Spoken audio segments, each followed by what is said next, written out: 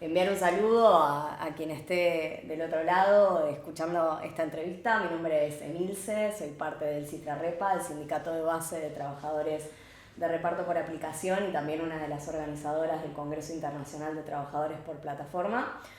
Y bueno, hoy me toca la alegría y también un poco los nervios de entrevistar a un gran compañero con el que venimos trabajando codo a codo en la lucha por los derechos laborales de los trabajadores por plataforma.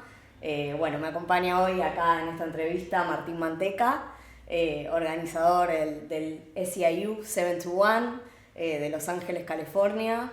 Un compañero que, bueno, es el director del sector de External ahí en el sindicato y que también viene organizando el California Gig Workers Union, que está organizando a los trabajadores de Uber allí en California, Uber y Lyft, y con el que trabajamos codo a codo poniendo en pie el Congreso Internacional. Así que bienvenido, Martín, muchas gracias por esta entrevista para Izquierda Web, que es nuestro portal de noticias anticapitalista. Bienvenido. ¿Cómo te trató la llegada a Argentina? Te trajimos y llegaste, te llevamos una marcha. ¿Cómo estuvo el arranque? Ah, bueno, antes que nada, gracias por la bienvenida y por haberme invitado, ¿verdad? Sí, creo que no, si hubiéramos tratado de, este, de, de planear lo que pasó el primer día, no hubiéramos planeado cómo salió, ¿verdad? Llegué me encontré ahí en el Congreso, en una marcha, si no el número era grande, pero una marcha con mucho entusiasmo, con mucho coraje de la gente que estaba presente ahí contra el Congreso. Y desafortunadamente la policía, como en los Estados Unidos, en todos los países, decidió atacar a las personas que estaban pacíficamente ahí. Estuvo muy interesante porque sí, el pueblo está cansado de los agravios del gobierno, ¿verdad? Estuve mirando las noticias y canal tras canal ah, hacían muchas entrevistas con personas así esperando el autobús, ¿verdad? Y no hubo una sola persona que estaba de acuerdo con la reforma laboral, ni una persona. Unas 80 personas que entrevistaron, todos estaban en contra de la reforma laboral. Es un abuso. Sí, como sindicalista llegar aquí el primer día y encontrarme una marcha así, de veras, es una reforma que va a castigar a los trabajadores, ¿verdad? Enormemente eso. Entonces, ha sido muy interesante mis primeras 48 horas aquí en Argentina. Está muy bien, es verdad que si lo queríamos planear no nos salía y estuvimos ahí resistiendo a la represión, así que bueno, en las calles enfrentando al gobierno de Milei. Pero bueno, también esta entrevista es un poco porque queremos saber de vos, bueno, un poco que nos cuentes, bueno, cómo es tu historia, cómo es que llegaste a ser organizador sindical, cuál es el rol que cumplís ahí en el sindicato, cuáles son las campañas que están llevando adelante. Contanos un poco alrededor de eso. Sí, yo soy originario de México. Emigré a los 14 años con muchos de mis compatriotas. Emigré a los 14 años para trabajar, para poder mandar dinero a la familia. Y bueno, eso fue en el 79, en los 80, como todos los mexicanos, tenemos el sueño de regresar a México y de venida hasta que me radiqué en los Estados Unidos.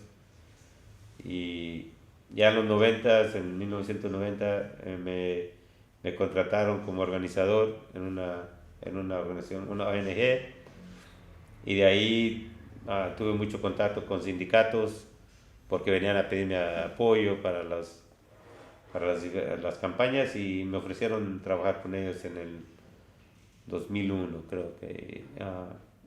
Y lo tomé porque ya estaba cansado de vivir de las esperanzas de las fundaciones.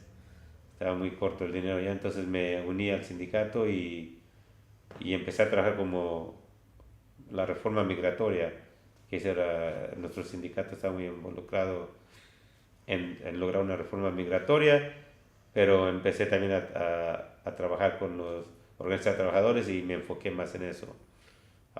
Hasta en el puesto que tengo ahorita en Los Ángeles, He tenido la fortuna, ¿verdad? Que tengo un buen local donde apoya mucho organizar a los trabajadores y hemos logrado varias campañas. La más grande obviamente va a ser la de los gig workers de Uber y Lyft, que se espera que sean entre 500,000 de conductores y conductoras que se van a unir al sindicato este año y es el número más grande de personas que van a lograr un sindicato desde 1935, que fue cuando formalmente se hizo una ley laboral. Entonces es importantísimo para el movimiento sindicalista en Estados Unidos lo que estamos a punto de lograr. Sí, efectivamente, bueno, puede ser un quiebre, ¿no? Un antes y un después. A nosotros es como que algo está pasando en Estados Unidos, nos dio la impresión cuando estuvimos organizando el congreso allá, como que a cualquier lugar donde ibas se estaba organizando un sindicato, ¿no? Decíamos, sí, el boom sindical. Bueno, ¿nos podés contar un poco, digamos, porque en realidad en las últimas décadas Estados Unidos venía con una baja tasa de sindicalización y empezó este boom? ¿Cómo empezó? Vos estuviste involucrados en varios conflictos, nosotros estuvimos siguiendo lo de Amazon, lo de Starbucks, lo de los guionistas. ¿Por qué pensás que vuelve esto de que hay que organizarse en sindicatos? ¿Qué rol tienen los jóvenes también en este movimiento? Es complicado la ley federal para organizar sindicatos. Se reparte en dos, ¿verdad? Si trabajas para una compañía privada, estás bajo la ley federal. Si eres empleado de gobierno en estados, entonces cada estado tiene una ley o no tiene ley para que puedas sindicalizarte, ¿verdad? Entonces, lo de los del Lyft, del Uber, los gig workers no lo reconocen bajo la ley federal porque son independientes. O sea, en Estados Unidos no reconocen a los independientes. Entonces, empezamos a organizar nosotros a Uber, a Lyft hace 11 años y como te digo, hemos dado muchas vueltas y todo, ¿verdad? Pero en ese tiempo nuestro esfuerzo era que se les reconociera como trabajadores total, ¿verdad? Uh-huh. Que no son falsos autónomos, ¿verdad? Que les llamamos, sino que se les reconociera como un trabajador con todos los derechos, como los demás.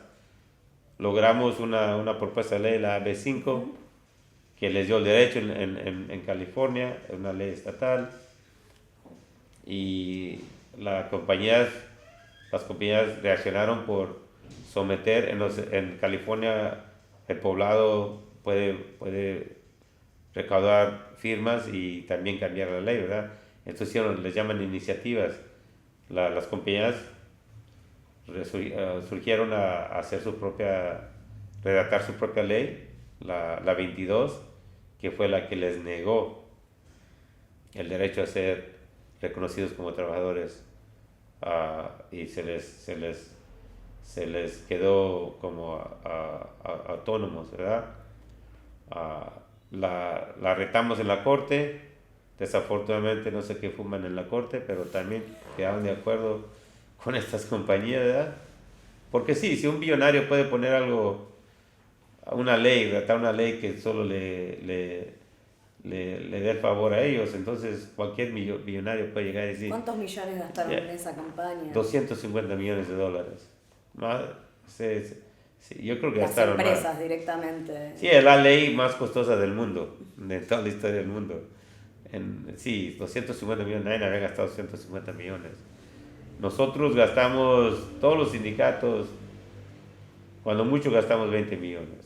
Mi local gastó 1 millón, 1,5 millones. Es muy difícil, digamos, enfrentar, sí. Pero ustedes le encontraron la vuelta, ¿cómo siguió? Sí, entonces después de esa derrota, lo retamos en la corte y lo que la corte sí quedó de acuerdo con nosotros fue de que removió una frase, una oración que decía que también no podían tener sindicato. Entonces la corte dijo, no, ese sí es poder ejecutivo, no es poder de la legislación. Entonces cuando removieron eso fue el triunfo que tuvimos. Entonces empezamos a trabajar y a redactar una ley, la 1340 que tenemos ahorita ah, para formar un sindicato. Ahora, como el gobierno federal no reconoce a los trabajadores, entonces el Estado puede reconocerlos. Es lo mismo si has oído de César Chávez y todas las luchas que tuvo de los campesinos no son reconocidos por la ley laboral, ah, pero entonces tienes que pasar leyes en cada estado. Entonces hicimos esa estrategia y logramos que el Partido Demócrata estuviera de acuerdo 100% con la necesidad de tener un sindicato para los trabajadores. ¿Ya por qué? Porque en la 22 prometieron mejores pagas para los conductores y conductoras, a servicio médico y varias cosas que no han llegado, que iban a bajar los precios. Lo contrario ha pasado, los precios han subido, los conductores y conductoras ganan menos y lo del servicio médico no se ha hecho nada.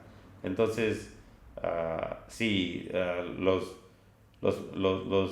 movilizamos miles de conductores a hablar con los representantes y era tanto el abuso que ningún demócrata votó en contra de la ley. No se animaron. No, ninguno, no se animaron porque obviamente fue una burla la que le hicieron las compañías a ellos. Y bueno, logramos esto, la firmó el gobernador y ya entró en efecto el día 1 de enero y estamos en el proceso ahorita de esto. ¿En qué manera los jóvenes están involucrados? Pues hay muchos jóvenes ahorita que salen de la universidad y no tienen otra opción más que trabajar para los gigs. No hay mucho trabajo ya de planta y si tienes trabajo de planta es tiempo parcial, entonces tienes que ganarte la vida de alguna otra manera, entregan comida o conducen con el Uber, el Lyft. Es realmente impresionante, ¿no? La batalla que hay en el sector específico de plataformas. A mí también me da, bueno, Estados Unidos no tiene este como sistema sindical donde tenés que ir lugar por lugar, ¿no? Como en los Starbucks sí. Era tienda por tienda, lugar por lugar. Y eso que parecía una gran dificultad, igual esta nueva generación de trabajadores lo está logrando, digamos.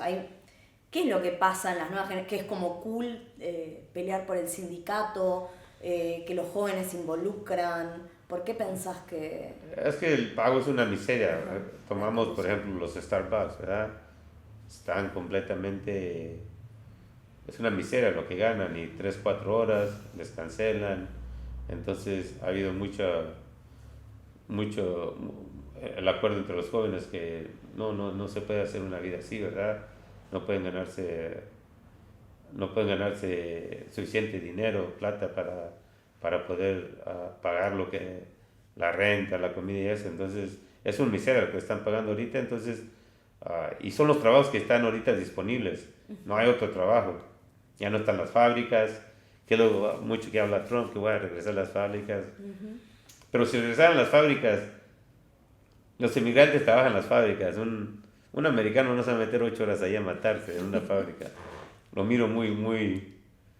Porque hay trabajos de construcción, pero no lo agarran. Entonces es muy pesado. Entonces, los trabajos así de tiendas, por los Starbucks, las compañías grandes, es donde les extrae a los jóvenes americanos. Entonces, pero sí, están desconformes en la forma que se les trata y el bajo salario, por eso ha habido un movimiento. Ahora, nuestro sindicato está detrás del Starbucks, porque nuestro sindicato invierte el 20% de todas las cuotas en organizar a los trabajadores. Es el único sindicato que tiene un porcentaje que usamos completamente para organizar nuevas industrias. Y entonces no solo es el despertar, sino también la inversión. El sindicato tiene que invertir en seguir organizando para así seguir creciendo el sindicato. Bueno, ¿y cómo viene ahora la campaña del California Aid Workers Union? Sé que, bueno, ya contabas un poco la ampliación enorme, ¿no? que puede significar en el mundo sindical un antes y después. en la cantidad de trabajadores sindicalizados. ¿Cuáles son los próximos pasos para el California? Sí, desde que entró la ley, está vigente ya, ¿verdad? Está en efecto el día 1 de enero. El reto es, tenemos que recaudar tarjetas, se llaman tarjetas de autorización. Un documento legal donde tú, el conductor o la conductora, firmas que estás pidiendo que el California Gig Workers Union con el SEIU te representen para negociar salarios, beneficios y condiciones de trabajo. Entonces ahorita estamos en el momento de...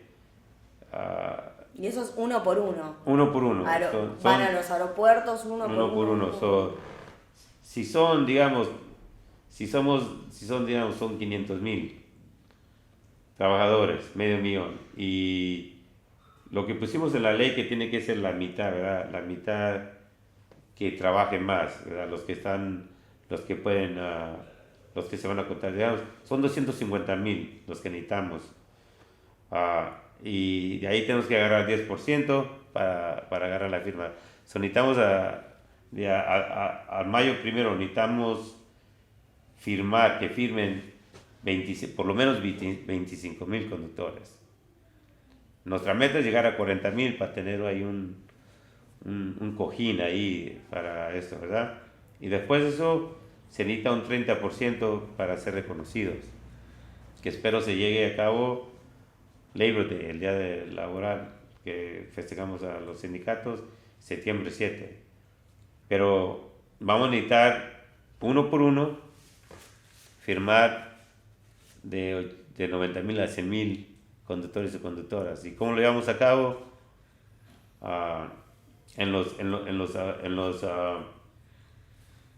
Vamos a los aeropuertos.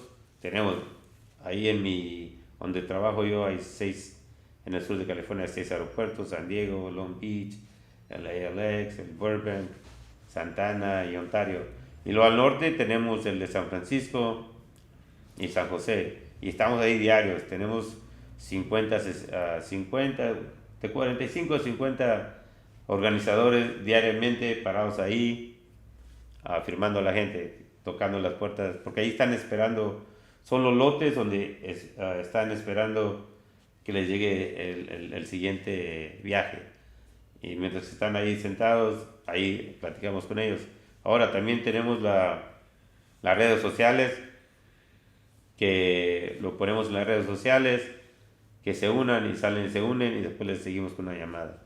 Pero sí, es un trabajo constante todos los días. Bien, estamos así muy entusiasmados. Acá en Argentina también, bueno, el Citrarrepa, que pelea por su reconocimiento, por la organización de los trabajadores, y vemos que puede ser un punto de quiebre para los trabajadores por aplicación en todo el mundo, pero yendo también un poco porque realmente los ojos del mundo también están puestos en Estados Unidos y lo que está pasando. Nosotros vemos que evidentemente tiene que haber alguna relación, ¿no?, entre este boom de la juventud que se organiza, que pelea por los derechos. Estuvimos viendo las movilizaciones también, con un gobierno de Trump, ¿no?, que es un segundo mandato de Trump en Estados Unidos, que está muchísimo más a la derecha, muchísimo más duro que el primer gobierno de Trump. Sí. Entonces, bueno, ¿cómo pensás, no, también, que nos puedes contar un poco, bueno, cómo viven los trabajadores bajo este segundo mandato de Trump? ¿Qué diferencias ves vos también con el primero? No, obviamente Trump en su primer mandato se rodeó de personas que tenían experiencia en Washington y le ponían límites a su locura. ¿Ya? En este mandato se ha rodeado de personas que no le ponen límites. Cualquier idea tan loca que sea, se la aplauden y la tratan de implementar. Eso es increíble de que las personas con que se ha rodeado. Muchos de estas personas son personas que traen una ideología de que la raza blanca es la raza suprema. Entonces estamos mirando una política en contra de personas, en contra del inmigrante y de las personas de color, les llamamos, ¿verdad? Pero ahí la diferencia que atacar por ejemplo, a la raza negra, que cuando se atacó en los 50 y los 60, no, es no estamos en las mismas condiciones de ese año. Ya el país está más fluido, ya los negros no están en una sola área, estamos ¿cómo se diría? Integrados, estamos más integrados en todas las ciudades, ya no existe la misma raya que tenían. De aquí para acá son negros, de acá para allá son blancos y de aquel lado son mexicanos. Ya está más integrado todo el país.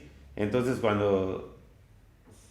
así socialmente y también políticamente y también en el trabajo, no puedes atacar a una compañía y piensas que te vas a encontrar blancos, ¿ya? Entonces eso es y la gente joven no tiene las mismas, ¿verdad? No tiene ah, la misma política de los del Trump, ¿verdad? Si la gente joven ha sido la que ha salido a luchar en contra de la política. Entonces, yo creo que para los trabajadores estamos perdiendo otra vez. Como te digo, hay forma de estado por estado cambiar las leyes de labor. Entonces, hay varios estados que han tomado la iniciativa de no pagar el tiempo, el overtime, que le llaman aquí el tiempo. Las horas extras. Las horas extras, ¿verdad? Entonces, eso automáticamente, estés joven o estés viejo, no puedes decir nomás a los negros no se les paga. ¿Ya? Si lo pasa, es a todos. Entonces, hay un nuevo levantamiento, una nueva concientización de los jóvenes en contra del ataque completo. Lo miramos en Minneapolis, cómo llegaron ahí Saint Paul, Minneapolis, que son las dos ciudades ahí gemelas, cómo llegaron a atacar lo que pensaban que iban a atacar a una población de Somalia, y se levantó el barrio, se levantó algunas de las compañías en contra, los políticos también, porque sí, básicamente no puedes atacar, no está un sector que están constantemente aislados. Si atacas a ellos, vas a atacar a todo el barrio, a las compañías. Entonces, esa es la problemática que tienen, que no han analizado, que lo mismo en Los Ángeles, en cualquier otro lugar, ¿verdad? Que ya no existen esas divisiones completas entre las razas. Es realmente muy interesante, ¿no? Esto como bueno, el sueño americano se derrumba y una sociedad como más polarizada quería entrar, ¿no? Nos impactó mucho, creo que a todo el mundo, las imágenes de resistencia que vimos frente a ICE, las imágenes en California, que fue el primer round, en Minneapolis. Sí. ¿Qué nos podés contar un poco de eso? O sea, ¿cómo es esa sensación de vivir como con un ejército de ocupación que te invade en tu ciudad, ¿no? Bueno, sí, yo he trabajado mucho en las fronteras. Estuve en Arizona, me fui allá porque el abuso del Border Patrol, que le llaman, el patrón de la frontera. Esto, como te platiqué, esta forma de agresión la hemos vivido en los últimos 30 años en la frontera. Claro, ICE no es de ahora. De Harlem Chain, de ICE es una nueva cáncer del mismo monstruo que salió ahí, ¿verdad? Pero sí, en las fronteras esta es la manera que han trabajado. En el desierto encontramos cuerpos seguidos, acribillados, y bueno, ahí no hay nadie que lo pueda hacer testigo. Lo que hicieron fue soltar a este ejército privado, este ejército en las ciudades, y creo que no esperaron la resistencia como la iban a encontrar, ¿verdad? De que saliera el pueblo inmediatamente a tratar de impedir los arrestos, a tratar de impedir los secuestros en sí, ¿verdad? Entonces lo que miramos en Los Ángeles es que Los Ángeles es una comunidad inmigrante. Ah, tiene una gran historia de comunidad de mexicanos que radican en Los Ángeles. Y luego las familias, hay familias donde hay ciudadanos americanos, hay personas con residencia y hay personas indocumentadas. Entonces cuando miras a los jóvenes que salen, varios han peleado por sí mismos, pero la mayoría están ahí porque ellos son ciudadanos y sus padres son indocumentados. Entonces están luchando por mantener a su familia que no sea separada, que no sean secuestrados. Y así pasa con los demás, ¿verdad? Entonces, lo que pasó en Los Ángeles fue que pensaron que iban a llegar a arrestar personas, a capturarlas y moverlas sin una resistencia. Lo que encontraron fue que se levantó el pueblo y desafortunadamente la policía estuvo al lado de ellos, pero sí encontraron muy dificultoso llevar a cabo la política que hicieron en los 30 cuando llenaban trenes de mexicanos. Llegaban, los subían a los trenes y adiós. Es lo que trataron de hacer otra vez, pero les es imposible llevar esa política porque el mundo ha cambiado. Entonces, como digo, en términos de, lo miramos en Chicago, lo miramos en Minneapolis. En Minneapolis la otra cosa es de Saint Paul. Tienen una historial de que aceptar a emigrantes de Vietnam, aceptaron a los monks, son las iglesias, les proveen ¿cómo se llama? El asilio. Entonces, por ejemplo, los padres de mi compañera llegaron a Pensilvania porque ahí una iglesia les ayudó con el asilio.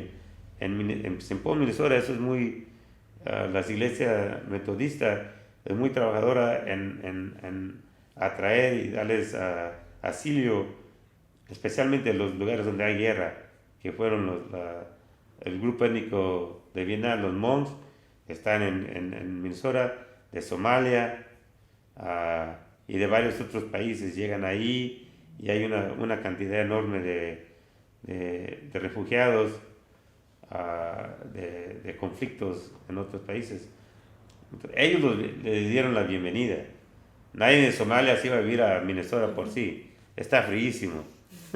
Veíamos las imágenes bajo cero de las movilizaciones. Si tú vas de un país a otro, a menos que sea ruso, llegas ahí o polaco. Pero si no tienes otra opción, ahí es donde te dieron la iglesia, ahí vas. Entonces, sí. Entonces, esa comunidad le dio la bienvenida a eso. Entonces, cuando los atacaron, obviamente las iglesias, que muchos de ellos votaron por Trump, se encontraron en un conflicto. Le dimos la bienvenida, le abrimos la puerta, se han involucrado, están viviendo aquí en paz y de repente los tratan como animales, ¿verdad? Entonces se movilizaron las iglesias con los sindicatos, con las ONGs a luchar en contra. Sí, es como que Trump intentara desgarrar parte del tejido social, ¿no? Sí. Yo sé que han estado en Los Ángeles organizando, fuiste parte fundamental de la organización del Summer of Resistance. Sí. Te quería preguntar un poco, bueno, sobre cómo de manera concreta los sindicatos y la organización, tiene mucha sociedad civil, ¿no? Estados Unidos, Sí. ¿cómo es que desde abajo gestaron esa resistencia frente a ICE? Sí, básicamente el problema con los de la administración Trump es que se rehúsan a reconocer culturas que no sean anglosajonas, ¿verdad? No sé qué es como con Bad Bunny, porque hablan español, se están volviendo locos, ¿verdad?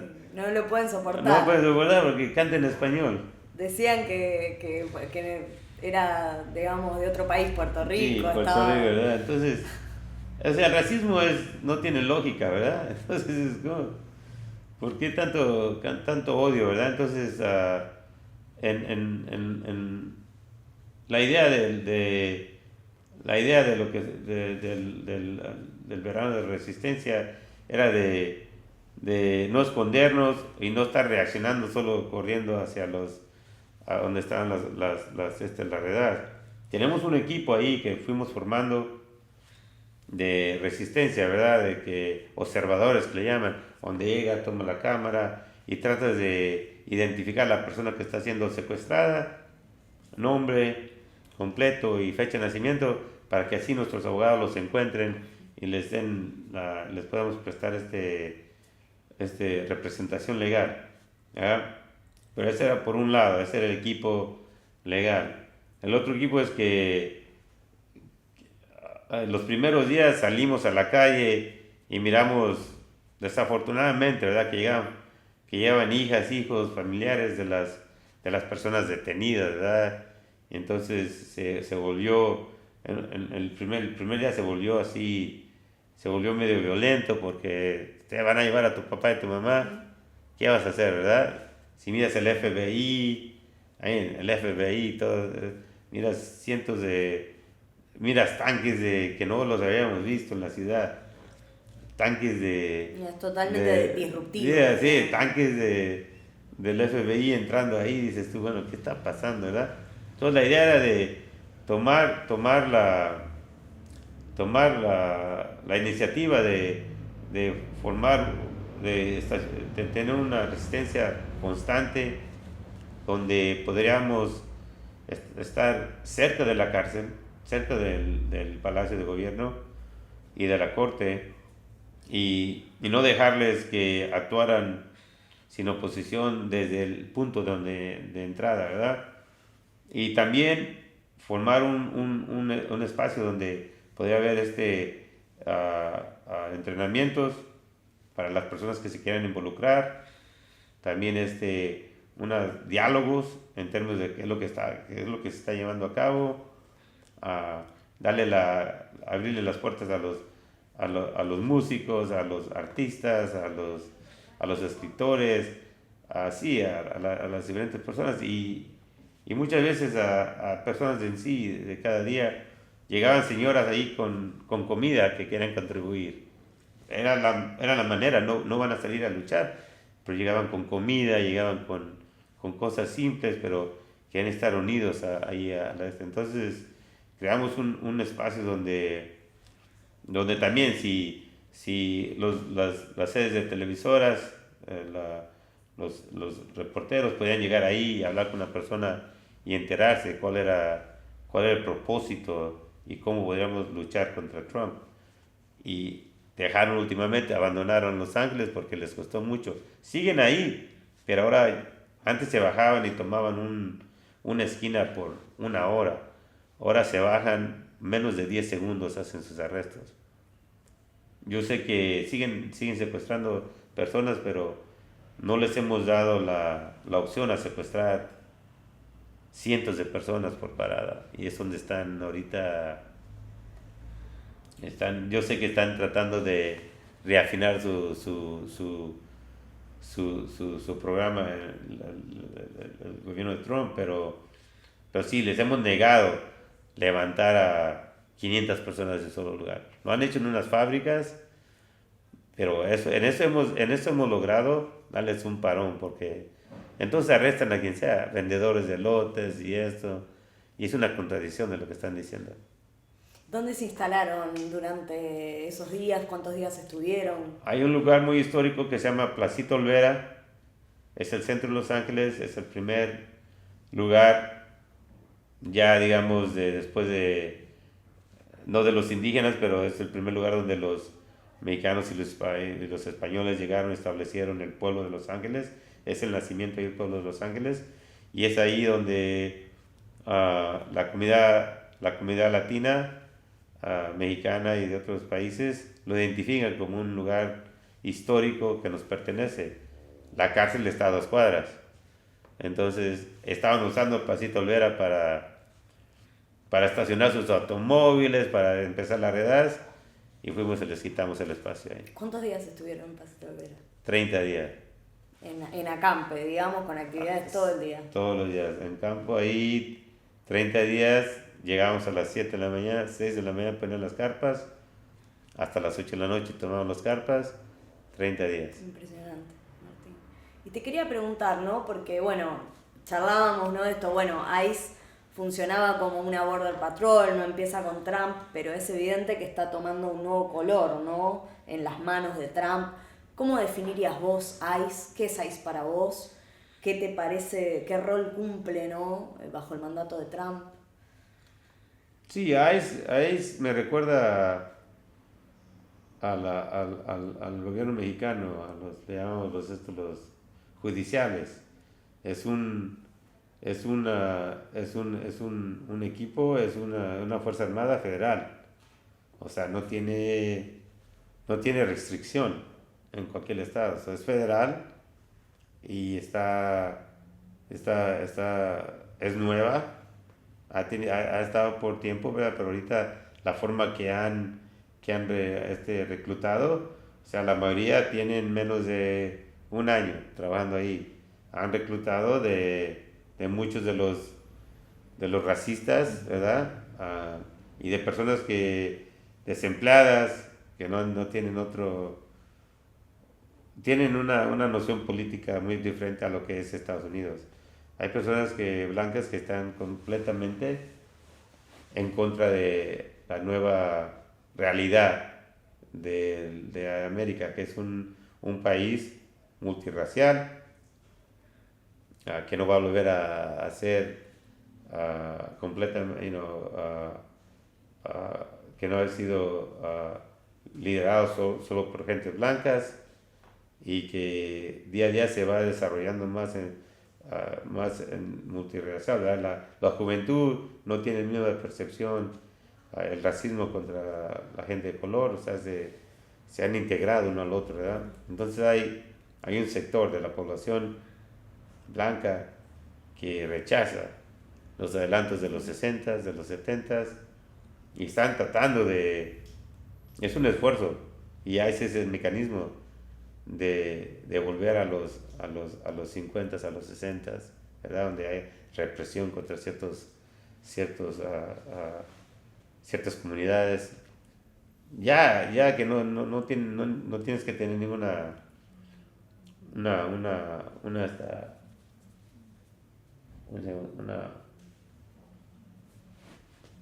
se me fue la palabra.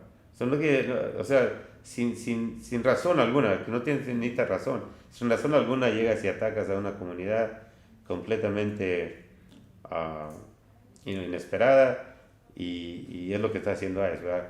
Con los de Somalia, los acusaron había un grupo que estaban llevando a cabo fraude, y con eso atacaron a toda la población, ¿verdad?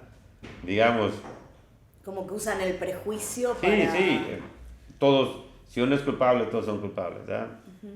Entonces, de hecho, una de las víctimas en esto que contabas, las dos últimas víctimas que se conocieron blancos. eran personas blancas, ¿no? Que me hace pensar en esto que vos decís de que las personas blancas también entraron en esta pelea de la resistencia, no lograron dividir tan fácil, ¿no? Sí, no lograron dividir porque es obvio que están secuestrando a niños de 5 años. Hay más de 5,000 niños secuestrados. Este niño de Minneapolis es ciudadano americano y está en la cárcel. Entonces, si puedes secuestrar a un niño americano, o sea que puedes secuestrar a quien quieras.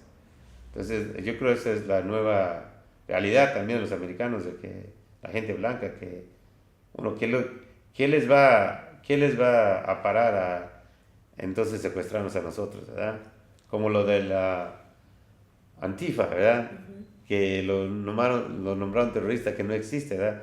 Entonces no tienen límite en el poder, ¿verdad? No tienen límite, y la gente se ha dado cuenta que el ICE es un cuerpo militar que no tiene entrenamiento, que solo va a cumplir cualquier orden, lo más estúpida e ilógica que sea, lo va a cumplir porque su programa es de recrear un mundo que ya no existe, que no va a existir nunca más en los Estados Unidos, ¿verdad?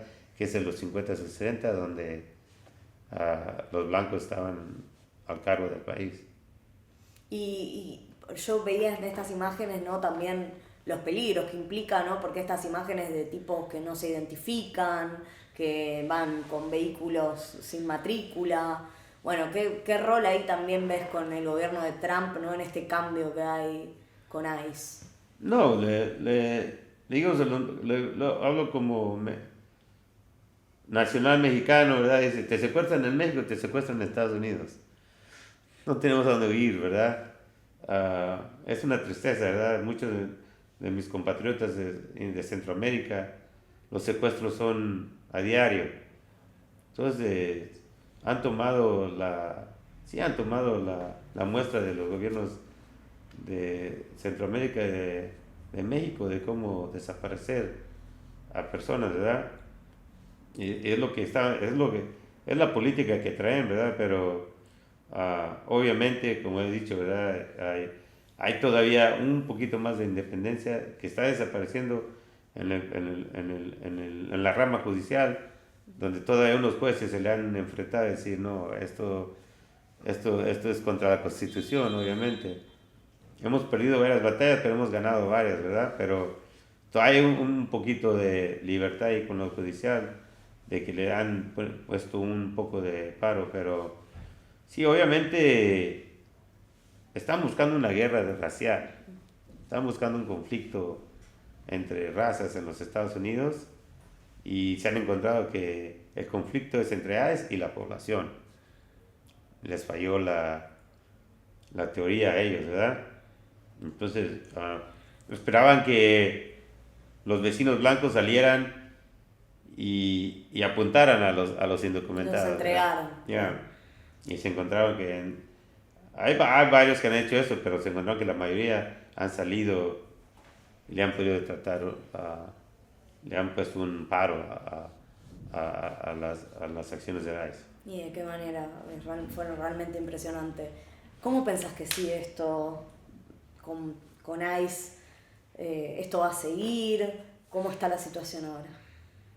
No, digo, Trump no tiene límite. Se lo dije hace 6 meses cuando empezaron las redadas. Esto va a incrementar. Ahorita, al menos que saquemos a Miller, a Bondi, a las personas que lo están asesorando, la política del ICE va a seguir. Están un poco confusos cuál fue el resultado, pero se van a enfocar más yo pienso en el futuro, cuando vienen las elecciones van a tomar ciudades donde ellos piensan que pueden ganar con el voto blanco, como Georgia, como Carolina del Norte, Carolina del Sur. A mí Minnesota estaba votando demócrata por un tiempo, entonces Wisconsin. Sí, esto lo van a usar para las elecciones de noviembre. Entonces, el ICE no va a desaparecer. Están contratando, siguen contratando, va a crecer. La cuestión es esta. Vamos a derrocar a Trump, pero va a durar 3 años. ¿Qué es lo que va a hacer el Partido Demócrata con ICE? Porque muchas de las instituciones que establecieron fue Clinton, fue el que hizo la cerca, introdujo eso. Después una ley anti-inmigrante horrible en 1996. Llegó Bush, entró el acto patriota, que es lo que le da a ICE el derecho a detener personas. Y los demócratas siguen incrementando. Obama incrementó el número de agentes federales en la frontera. Entonces la cuestión para mí es no que vamos a parar a Trump en los 3 años, es de que cuál es el programa para que cuando entren los demócratas eliminen a estos nuevos ejércitos que ha creado Trump. Porque si no, ahí el hacha está ahí. La siguiente persona la agarra y lo usan para lo mismo. Es muy profundo, se ven todas las consignas de abolish ICE. Sí, es irreformable, es una institución que no se puede reformar, ¿no? Los líderes demócratas están en contra de abolish ICE. Están hablando de cómo reformarlo.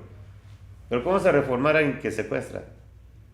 Ahí ¿cómo vas a reformar una institución que está acostumbrada a secuestrar y a acribillar a personas? No se puede reformar una institución que empezó de esa manera. Bueno, Martín, para ir ya cerrando esta hermosa entrevista, ¿querés contarnos por qué estás en Argentina, por qué viniste y por qué viajaste? Sí, vine aquí obviamente porque ya estaba yo en deuda con vos y tenía 2 años que no venía, ¿verdad? He mandado a otros representantes de nuestra organización, pero sí, vengo a, a conocer, también a reforzar nuestros lazos y ser parte del campamento anticapitalista, ¿verdad? A conocer a la juventud acá. Y obviamente, pues el primer día, lo reci- sí, ¿verdad? Lo que yo pienso, lo que está pasando en Argentina, viene para Estados Unidos.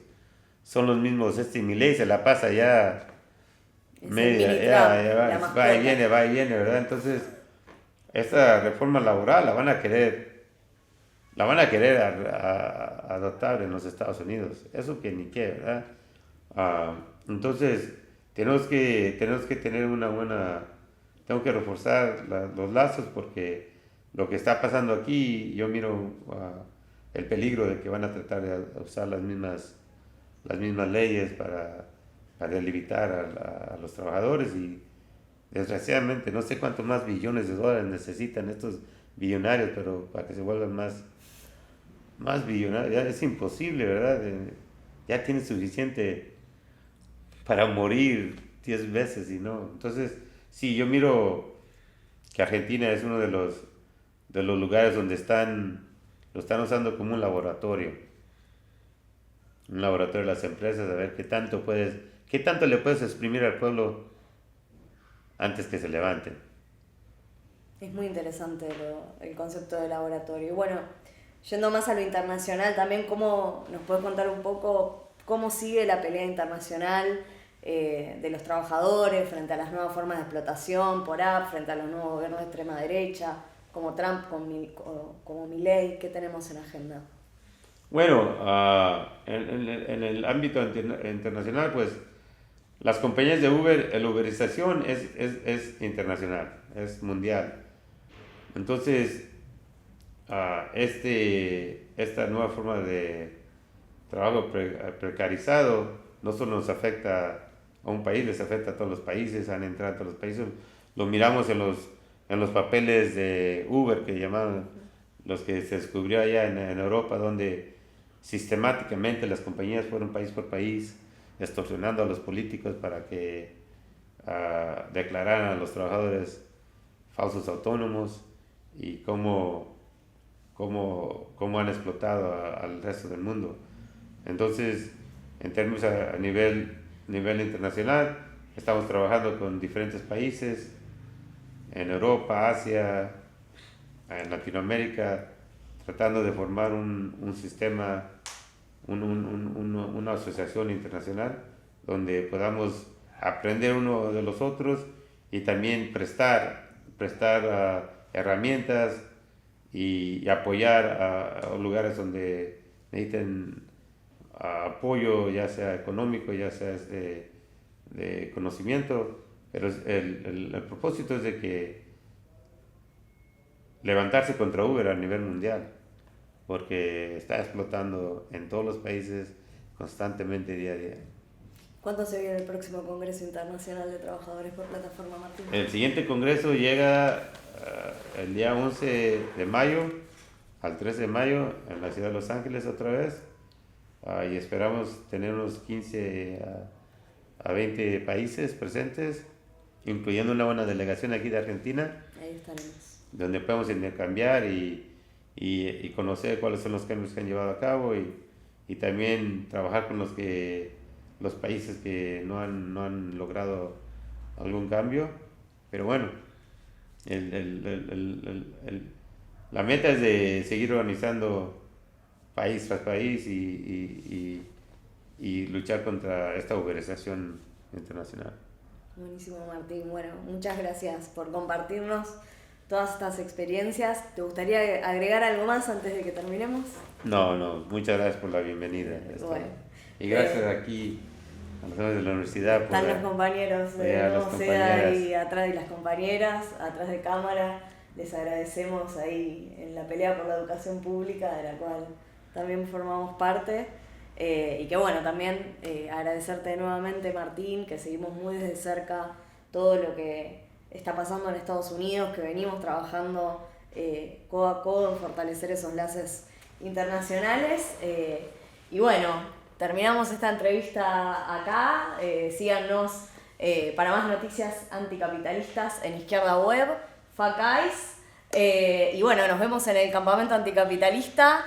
Decimos que es momento de organizarse con el Ya Basta, con el Citrarrepa, con el Nuevo Más, con la corriente internacional Socialismo o Barbarie, porque para enfrentar a la extrema derecha necesitamos una salida anticapitalista. Nos vemos.